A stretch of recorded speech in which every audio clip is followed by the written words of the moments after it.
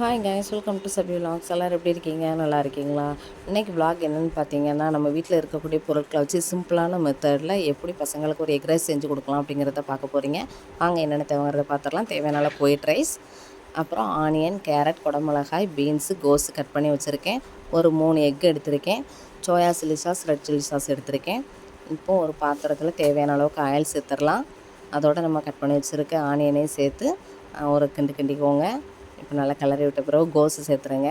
கோஸையும் சேர்த்து ஒரு கிளறுங்க. இதோட பீன்ஸு, கேரட்டு, குடமிளகாய் 3யுமே சேர்த்து நம்ம வதக்கிக்கலாம். ரொம்ப வதங்க வேண்டாம், பார்த்துக்கோங்க. லைட்டாக ஒரு கலர்னால் போதும். நான் சால்ட்டு வந்து தேவையான அளவுக்கு சேர்த்துக்கிறேன். சாதத்துலேயும் நம்ம உப்பு சேர்த்துருக்கிறதுனால சால்ட்டு பார்த்து சேருங்க. இப்போது நம்ம எடுத்து வச்சுருக்க 3 முட்டையும் சேர்த்துடலாம்.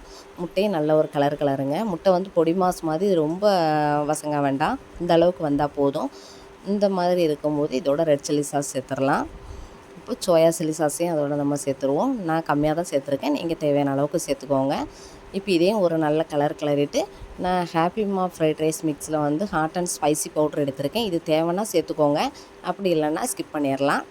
இப்போ இதே நல்ல ஒரு கிளறிட்டு நம்ம வச்சுருக்க ரைஸை அதோடு சேர்த்து மிக்ஸ் பண்ணிடலாம். இப்போ ஃபைனல் டச்சாக மிளகுத்தூளும் மல்லி இலையும் சேர்த்து இறக்கிற வேண்டியதான். இந்த வீடியோ பிடிச்சிருந்தால் மறக்காமல் ஒரு லைக் கொடுத்துருங்க. நெக்ஸ்ட் ஒரு இன்ட்ரெஸ்டிங்கான வீடியோவில் பார்க்குறேன். தேங்க்ஸ் ஃபார் வாட்சிங்.